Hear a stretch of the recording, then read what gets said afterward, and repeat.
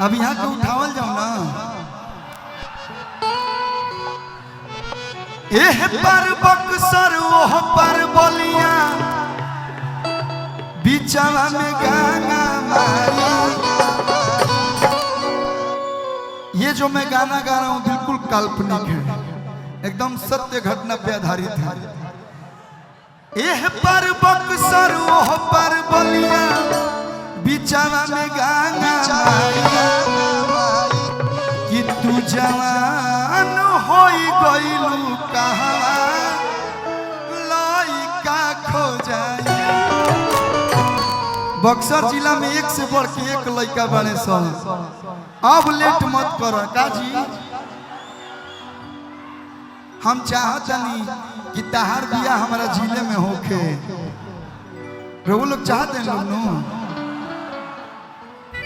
औरों में चल जीबू तो कोनो दिक्कत नहीं के बगले में बा। आरा बक्सर डिहरी रोहतास कोनो जीबू साहबाद में तू रह कि हम तो राजा तू हो हमारा रानी, हम तो राजा तू हो हमारा रानी।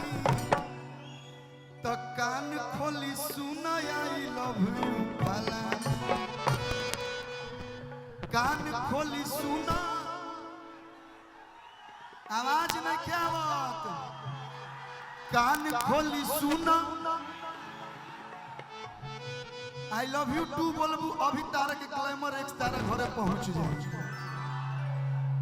हम भैया लोग को घाटा भी नहीं लगने देंगे। इतना मेरे भैया सब इतना एकदम दिलदार है, सब एटीएम स्वाइप करके एको बाइक पहुंचवा दी हसन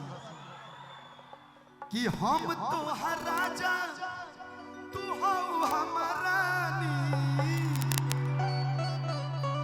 तो कान खोली सुना आई लव यू, तो कान खोली सुना आई लव यू फलानी।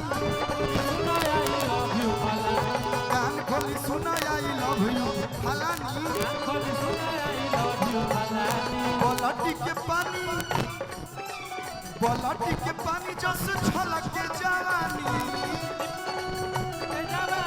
बोलटी के पानी जस छलक के जवानी।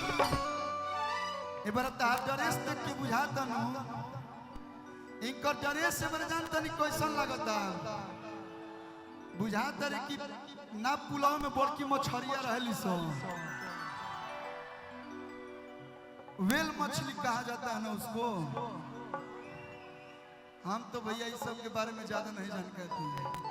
एकदम आप जलपरी लग रही है कि बोलटी के पानी जस छलक जवानी।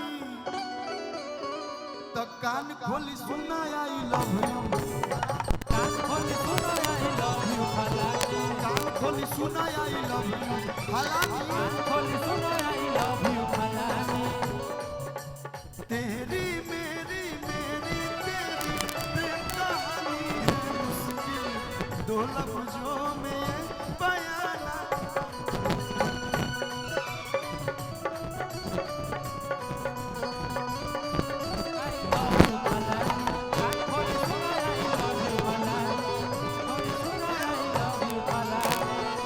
हम अगर कुछ करतो नहीं कि तब हम वायरल हो जाते नहीं घर रह रह के कि कश्मीर के फ्रूट लागेलू। ये मेरा भाई गाया था, भतीजा गाया था, इसको मैंने इस गाने में गाया था कि कश्मीर के फ्रूट लागेलू, कि काला सूट में क्यूट लागेलू। कश्मीर के फ्रूट लागेलू, काला सूट में क्यूट लागेलू। कश्मीर के फ्रूट लागेलू, काला सूट में क्यूट लागेलू। कश्मीर के फ्रूट लागेलू, काला सूट में क्यूट लागेलू। भैया कि तू ही रहेलू हमार दिलावा के अंदर, तहरा लगा हरबा प्यार समंदर। कि तू तो गजब जगावतारू फील करे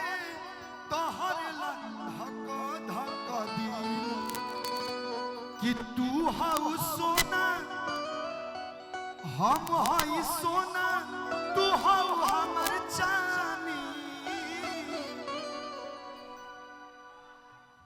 हम हई सोना तू हाउ हमर का हई त कान खोली सुना आई लव यू कान खोली सुना इतना आसानी से बक्सर जिला छोड़े वाला ना हो अभी तक टेलर हो अभी मेन फिल्मिया लोग हमारे के कोई लोग मैसेज कोइले सा कि हर जगह हो डांसवा होता बक्सरों में होके के चाहिए कि राजा जी के तू रहला हो दहिया राजा जी के तू रहला हो दहिया कि उठेला लहरिया पोरे लहे लहे बथेला कमरिया करेला खटिया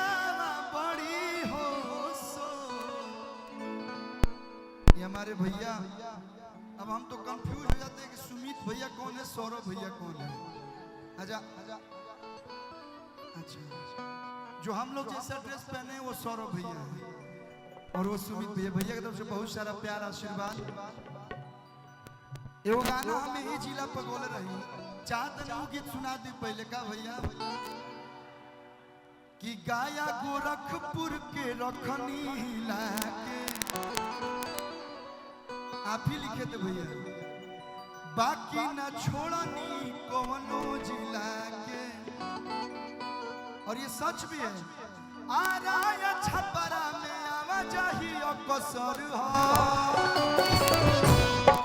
आप सुना है ना हो हम भैया झूठ ना बोली ना जौन बानी सामने बानी मंच के पीछे बानी आरा और छपरा दोनों में सही दर आवाजाही अक्सर लागल रहेला आरा जिला छपरा जिला कि आरा या छपरा में आवाजाही कसर हो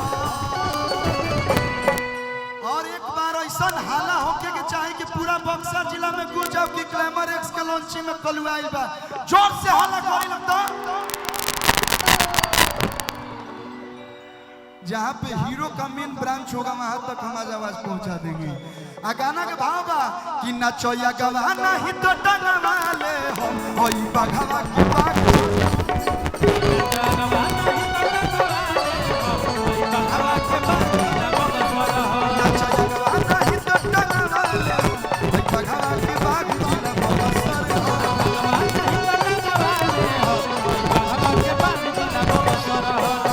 गाया गोरखपुर के रखनी हिला के बाकी न छोड़नी कोनो जिला के अरे यार ये छपरा में आवा चाहिए अवसर ए भैया तनी माइक देबो और देखिए ये सच है सुमित भैया सौरभ भैया और पूरा माखन भोग फैमिली ये सच है कि जितना बढ़िया बढ़िया कलाकार बक्सर जिला में है सब सुरीला जब एजा के गायक सब सुरीला बने त हमर भैया सब सुरीला ना होया सब रहुआ बहुत जिला में गइल हो खम लेकिन देखिए कितना सुंदर हमर मोए भाई गावेला सब आप लोग बजाइएगा नहीं खाली कोड दीजिएगा कि नचोया गवाना ही तो हई बघवा के बाग हई बघवा के बाघ जी हई बघवा के बाघ जी और ये हम गाना में गाए हैं लगा के नहीं हमनी के जिला में लाग के आई बा बाघ जिला बक्सर बघवा जिला बक्सर त नचोया गवाना ही तो टंगवा ले हई बघवा के बाघ जी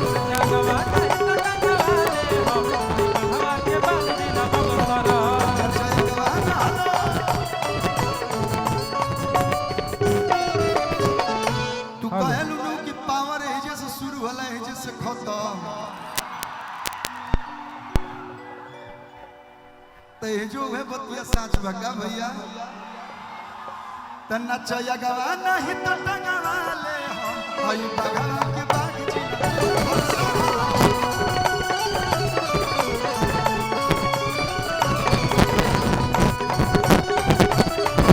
डिम्पल जी भैया भैया हे डिम्पल जी राइफल हटावाना भीरी सटावाना हंसी में हो जाई धोखा कि गोली चलिए तना राजा हो जाइबू आई हलवा सुनबू कि गोली चलिए तना हम हैं और हमारे बड़के भैया हैं पवन भैया का फोटो दिखा रहे हैं कोई दिक्कत नहीं हम दोनों भाई हैं इनके भी दोनों लोग बड़ी करीबी हैं कि गोली चलिए तना राजा हो जाइबू ए डिम्पल की नहीं के खोखा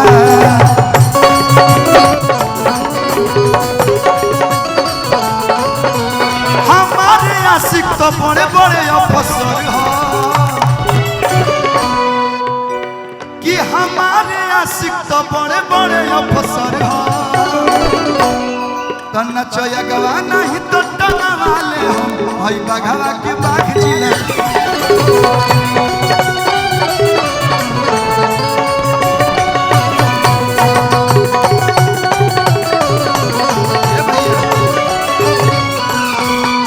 मैं कब से बोल रहा हूँ थोड़ा आप बोल दीजिए कि जो ट्रस्ट लगा हुआ है उससे थोड़ा लोग साइड हो जाए क्योंकि आपकी बातें लोग बहुत मानते हैं लड़की की बात के ना मानी माने लो सा लड़का है तनी मनी हट जाए लो नहीं तो करंट मार दी ये आपका गांव है तो आप बोलेंगे तो ज्यादा बेहतर होगा और आप बोलेंगे तो ज्यादा जाएंगे क्योंकि आपके भाई हैं सब तनी मनी हट जालो भैया तनी मनी हट जालो ट्रस्ट जहाँ लागल बा वजह से हल्का हल्का साइड हो जाए कि नमवे काफी लगावे खातिरा